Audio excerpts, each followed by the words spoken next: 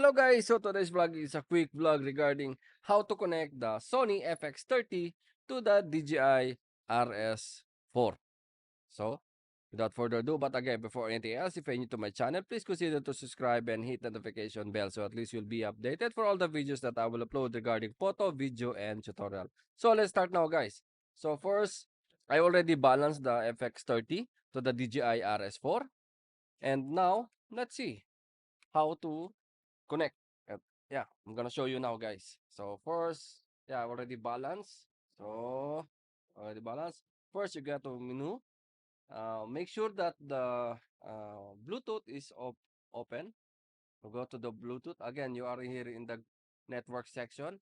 Go to the network, Bluetooth. Make sure the Bluetooth is on. And then next, it's transfer remote. Make sure your Bluetooth remote control is also in on.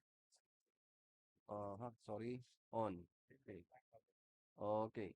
So next, it's go again to the Bluetooth pairing. Okay. So now I will open the DJI. Actually, I already balanced this DJI RS4. And so go with down.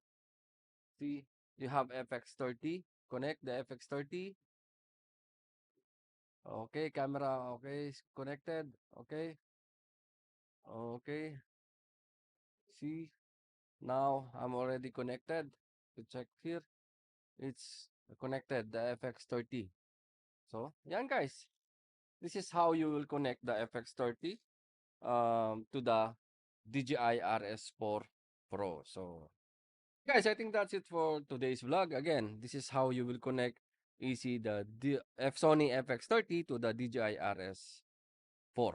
So, yan. I think that is for today's vlog. It's just a quick review, a quick tutorial regarding how to connect the Sony FX30 to the DJI RS4. So, yan. I think that's it for today. If you want to check the price and availability of the DJI RS4 and the FX30, you can visit to our website, www.abworld.com. So, yan. Hanggang dito lang. Thank you and mabuhay.